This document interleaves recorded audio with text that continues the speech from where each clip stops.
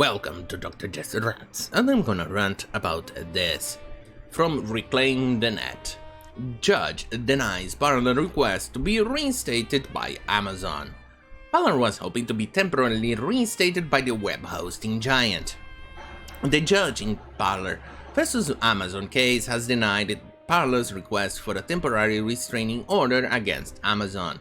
Parler has failed to meet the standards set by the Ninth Circuit and the US Supreme Court precedent for issuance of a preliminary injunction, Judge Barbara Jacobs Rothstein wrote in her conclusion.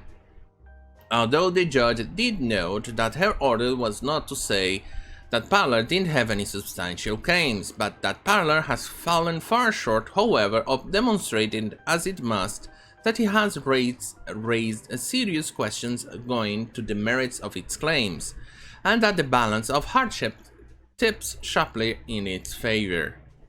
It has also failed to demonstrate that it's likely to prevail on the merits of any of its three claims, that the balance of the equities tips in its favor, let alone strongly so, or that the public interests lie in granting the injunction, the judge concluded. Parler, a free speech Twitter alternative, was also Parler sued Amazon, claiming that it getting removed. Yeah, let's move on. The suit stated the AWS claiming it was removing Parler because, well, let's summarize all of this so not make this video too boring. Amazon removed Parler because, well, it said that Parler violated its services with promotional violence, but that's not quite true. Even though Parler was actually was growing considerably, considering the ban of Trump from Twitter, you know, dingleberry of the internet, they've decided that they wouldn't follow through, and I don't know if you have been watching it, it's just bullshit. But let me put it this way. If Parler gets banned on Amazon, why isn't Twitter banned, considering that Parler, of millions upon millions of comments, only 60 got flagged by Amazon as the real reason why they got pulled? Meanwhile, Twitter even promotes pedophilia. Check my previous videos in regards to this on Twitter. That's allowed. In fact, Twitter and Amazon were signed a contract where Twitter would move its content to the AWS services, you know, Amazon Web Services. That's one of the reasons we actually suspect is why they pulled Parler services out, you know, collusion. But then again, this is as expected by these people. You expect them to be, well, to be as hypocrites and double standards as always. It's annoying, really annoying how much double standards these people have. Then again, it's as expected, because if they didn't have any double standards, they wouldn't have any double standards at all. And here we have it. But then again, they say, why don't you create your own company? Why don't you create your own server? And they're doing that. Obviously, Parler took a huge hit in their business because of this. What can you do when people do things like this? Not much, really. Because Amazon is big. And not many other companies are not wanting to do services with Parler, although they kind of return, but in a very limited form. At least they gave the message to its users of what is happening. But Parler recover from this? I don't know. Will they ever recover from this? I don't know.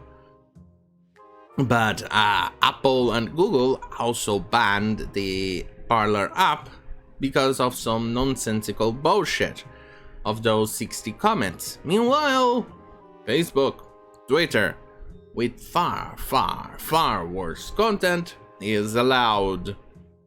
Fascinating, isn't it?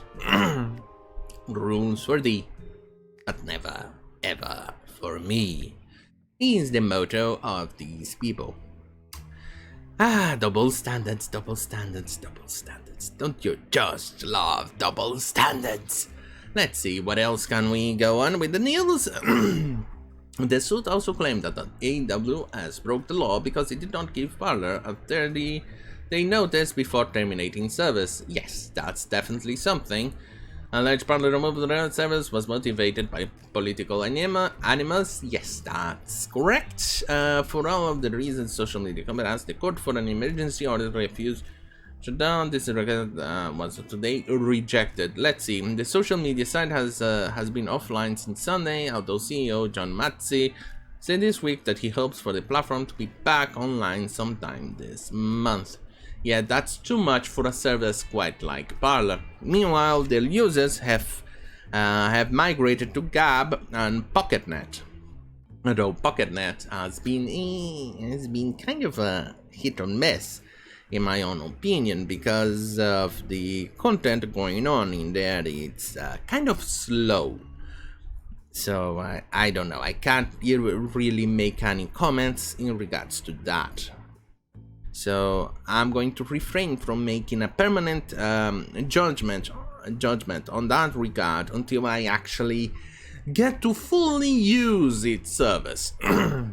But until then, you can actually find me mostly on Gab. So anyway, let's see. Oh, don't forget to hit the notification bell button, like this video, and share. Jesus Christ, that was completely reversed from my usual talking point at the end of the videos. Weird, isn't it? Anyway, head to minds.com/Dr. Jester for spicier content that I cannot share on YouTube. You know, CarringTube. Otherwise, if you want a more normal content for normies, stay on CarringTube, which is youtube.com/Dr. Jester. Until then, thank you for watching. Good night.